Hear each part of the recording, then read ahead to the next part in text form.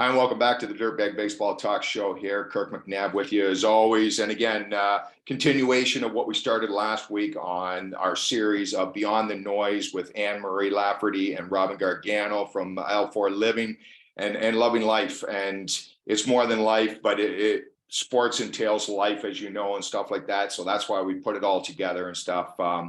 Thank you for all the feedback, Dirtbags. Again, subscribe to us, follow us, please.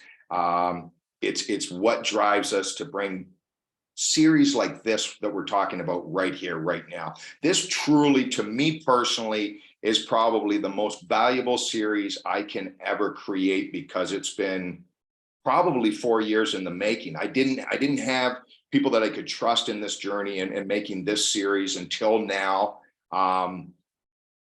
And it means the world to me to have Robin and Ann with me as well and be able to really dive deep into this. So without further ado, we're going to get right back at it. This episode is going to be fear of being human.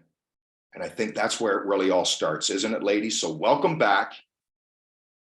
And even saying it almost scares you, at least to me. And I'm comfortable with it. But it's still it makes me think for a second, fear of being human. Talk to us about what it means to you and why it's so important, probably as your starting point for your L4 mapping. Yeah, well, hi, everyone. Thanks for having us back. We're always so excited to be here. Fear is something that we all share, but we rarely take a look at the root of it, or, how do we discover what it means, right? But we all have fear. And so why are we hiding from it? And for a personal side of my life, I lived in fear most of my life, thinking I had to be a certain way, had to speak a certain way, had to act a certain way in my career and profession and with friends and look like I have it all together. All of the stories that ran through my head were all fear-based. It was all based off of, what is somebody going to judge me off of? And until I realized that that's what I was doing to myself, and I was letting all this self-infliction is when I realized that I was not free in my own life. And that is where fear really became like, oh my gosh, what am I personally doing to myself, living this way, living with how everybody else thinks that I should be, except listening to myself. And so that's when I really took a deep look at, yeah, we are afraid of who we are because we are afraid of judgment. We are afraid of people attacking us and coming in and having different opinions. But when we let go of that and realize that the only opinion that matters is the one that is suitable for me, and that I can accept thoughts and feedback from other people, but I don't have to let that into my world, my psyche, my soul. The world is simpler. But you have to reach that point of understanding your disposition with fear and how you've caged yourself in your own life. Yeah. And I would say even just the statement of fear of being human, it has two pieces. And like Robin just spoke about, just the fear component, that's one piece. And then the other half is being human. And when you put that together, what Robin and I have experienced is the fear of feeling. And what happens is being a human being, we have different emotions, different thoughts, different things happen within a day. And it's kind of like this roller coaster of, oh, we're happy. And then we like have a bad day. And then we're like, oh my, and then we get stuck in, oh, but I had a bad day. We don't get stuck in the happy, awesome, great day. For some reason, we get stuck in what happened to us. And then what happens is it just kind of sits, whether it sits in our mind, we just kind of think on it. And we give it more attention. And then what happens if we create more energy around it? And then to cut it short, we could go years. And then we either don't, again, want to face it. So we numb it, we drink, we smoke, we do this, we do that. Then we start doing destructive things because we don't want to feel the hurt. We don't want to feel that grief. We don't understand these feelings because we're human. So it's this fear of feeling or fear of experiencing because we don't know what to do with it. And so that's where Robin and I are really great because we have these conversations, we check in. How is it going? Where are you at? Oh, well, it's not so good. Well, gosh, how long has that been? Is there something that started that? When you look back, oh yeah, it was 5 years ago. So they're holding on to this something for 5 years. And just to give you a quick little whatever, I was doing a brain boot camp in 2019, and it was music week, and I picked 3 songs on purpose to make the participants feel. And everybody was doing really good, but I noticed this one lady, she's pissed. Just after each song, we did a quick, just, jot down some notes, like how you feel. Did it bring up a situation for you? Like, where are you at? And, we got done, and, she just let me have it. I'm furious at you. I don't like this exercise. I said, oh, okay. I said, let me know. I go, why was this not comfortable for you? It's just because you made me feel. I don't want to feel. Just as simple as that. Nailed it on the head. And I said, okay, how many others were uncomfortable because this brought up feelings? And of course, everybody raised their hand. And I said, okay, well, 1, my job is done. And 2, congratulations, you're a human being. And today is the day you start to feel. And it's okay. And let me follow up on that, Annemarie, and that. And I don't know if you'll remember or not, or if you have a quantitative analysis from it.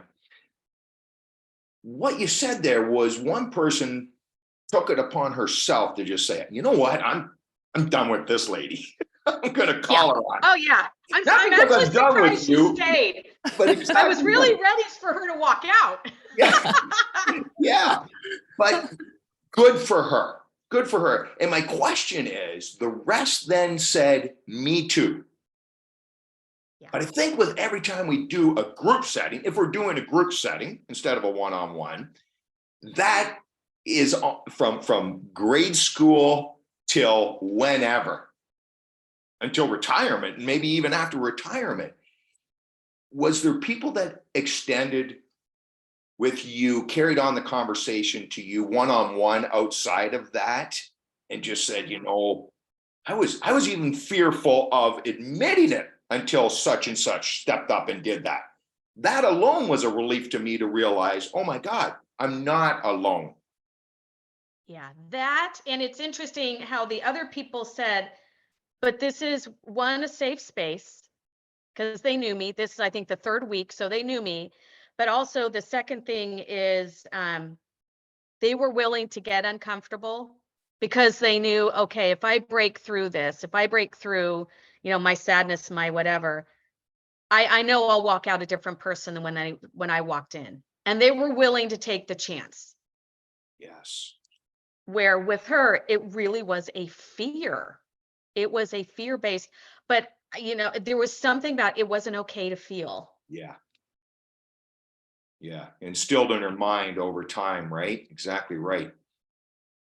So let me Isn't that so, sorry, Kirk, I mean, isn't that go so ahead. interesting though, how we, as a community, right, we come together through bonding through each other's experiences. So we feel validated, and it's okay to say our feelings when other people, step forward, where it's like, that little voice inside of you that's like always telling you, oh, speak up or say this or do this, right? Because maybe someone else is feeling it too. Of course, somebody else is feeling something on some level. That's how we were born. Those are the gifts from God, or whatever you believe in. Emotions are gifts. Emotions are our roadmap to understanding ourselves and others. And yet we're so afraid of these things that each one of us share. Each one of us have emotions. Now let's figure out how to use them for our benefit instead of our detriment. And that's where we get caught up, and athletes get caught up so hard in this sense of, I can't feel because I need to look a certain way, on the mound or behind the plate or whatever I'm doing to prove to somebody that I am fearless. And really all that's doing is proving how fearful you are, because you're not creating a comfortable space for yourself in whatever situation you're in. You get to create that comfortable space. And if other people are uncomfortable talking about feelings that we all share, that's on them. And then you can create a boundary to say, all right, you're not ready to talk about this, and I'm going to step away from this conversation. But that's not your doing. You're leading somebody to feel okay with feelings. And that's where we all get to step up and join, link hands and hearts and minds and all this stuff and work together to break this stigma that our feelings are a detriment to us. Yeah, and I think that's important right there, Robin, in the fact that, as we know, dirtbags out there watching right now, we've got athletes, we've got parents, we've got coaches, we've got board members of associations, we've got agents, we've got scouts, we've got organizations. Do you ladies find there to be a huge difference in what the fear is of all those people? Or it's different, but really the fear, almost a lot of the fears are similar overall. And what I'm saying is, you just hit the nail on the head, right? There's a good place to park. A pitcher in baseball, for example, right? You're on an island, even though you're out there and you got all your teammates in front of you and behind you. And I can speak from it firsthand. Sometimes you're on that island by yourself. You're fearful to do anything. When that game's going great, you're not fearful of anything. You're just in a flow state, as some people call it, right? But when it's not going so well, you're like, oh my God, everybody in the whole world is watching me right now. I can't even breathe. I can't even make my body do a throwing motion that I've done my whole life. Is it different though from the coaches that you've spoken with at the professional level or at all levels that have management above them, holding them accountable to it? Is there a difference in that fear, I guess, is what I'm asking, between the relationships and all the positions within the sporting world? I think so. And I would agree. There's also different kinds of fear and different degrees of fear. You can take that mound and still be fearful, but you can also perform.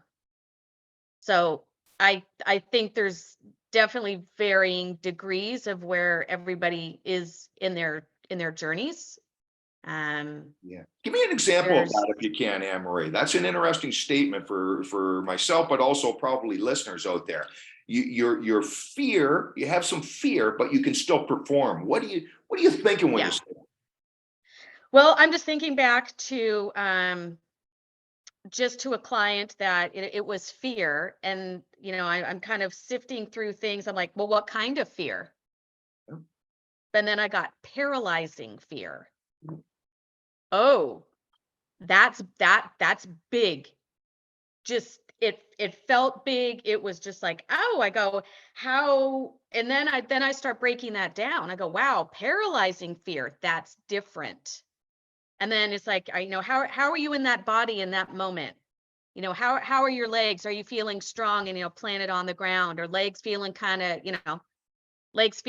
weak? So we break that down. Just the word paralyzing, that's a whole other level of fear. Yeah. So again, it's okay, there's fear. And then I go one step further. What kind? Where did it come from? How are you connecting with this? I start unlocking those little pieces a little bit. And once we give it a voice, we see it, we hear it, we start unpacking it. What happens is it starts dissolving. It starts leaving. So if we can get curious about it, say, yeah, I'm fearful of blank. There's a couple different ways to go about it. I have clients place their right hand on their heart and just sit for a minute and ask themselves, why am I fearful? Or what is my fear? Where is this fear coming from? And what's happening is we're unpacking it from that heart, that space of the heart. We're not asking the mind to participate because the mind's going to create its own story. So we go down to the heart and we ask the heart, why is this person so fearful?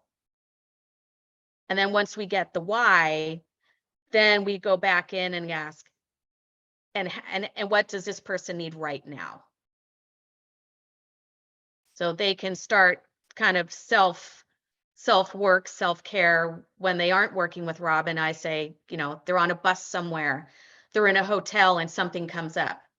They're going right here to right hand on heart and asking themselves, why and what do I need right now?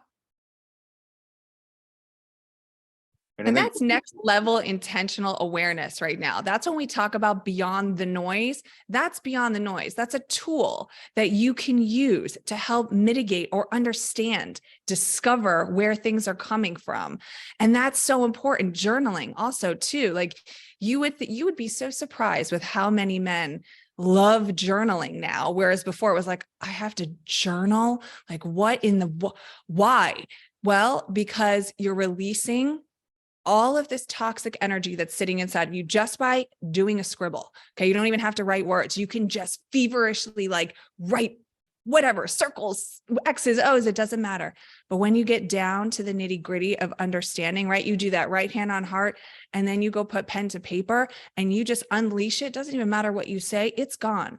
You'll discover something in those pinpoints of what you're writing that's going to release and become aware and discover, where is this fear coming from? Why do I continuously have it? Why is this pattern something that I am continuing, right? Is it fear of overwhelm, financial fear, performance on a high executive level? I'm not going to make it. I'm going to get fired or this and that. Those are those types of fear that Annemarie was breaking down, but you have to get to the root of discovery and have intentional work to understand so you can break it down to build it back up.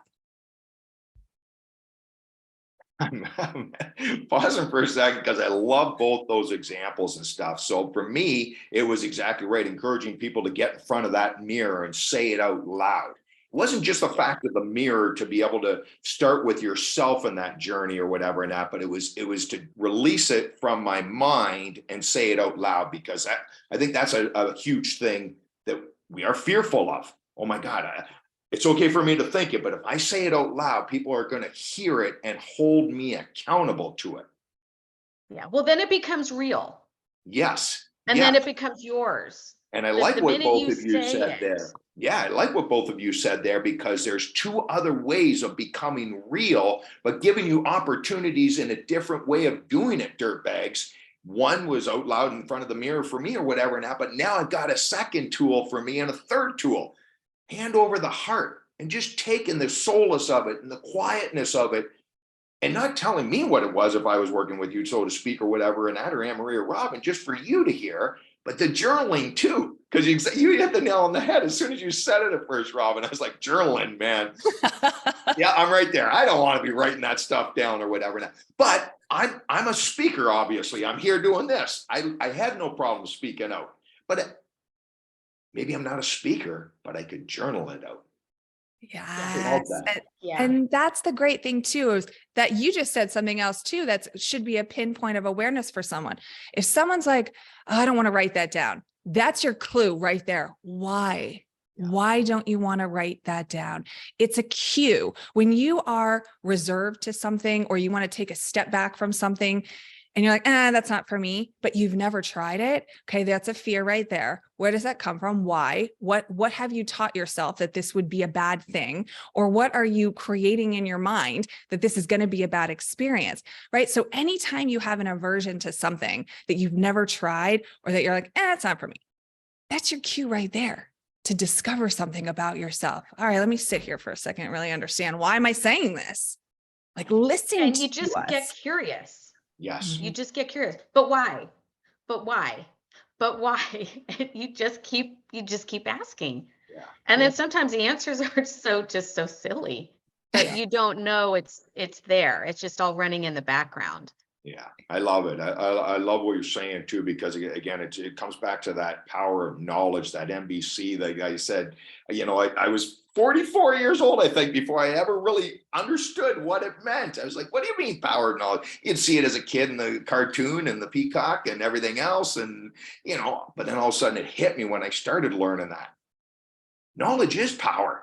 It's powerful for you. It's empowering for you. Maybe not somebody else, but it doesn't have to be, because their knowledge is powerful to them as an individual. So in closing, we know we're talking about the fear of being human.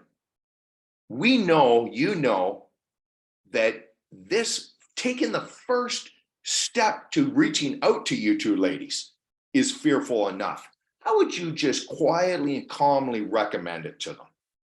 How would you recommend it to them? To reach out to you to start the journey, so they're not overwhelmed and going, geez, I still maybe don't know if I like these group here speaking or trust them or whatever it is. What would you suggest to them to think about before they even reach out to you, or that they don't have to worry about if they do reach out to you? Well, go ahead, Annemarie. I was going to say, first off, Robin and I have an amazing way to, I call it, just kind of melt down or just kind of melt away that unease or that discomfort. There's many things that we do. And I would just say, every day that you put it off is every day you live the same way you're living right now. So when you're sick and tired of being sick and tired, we're here to really just support and just embrace and just love on you where you are now. I know that's the motivator for me when something comes up. It's like, I don't even want this another second. Like you hit that point. And Robin and I have great little tools and exercises. Robin has something, it's called the candle melting. I love it.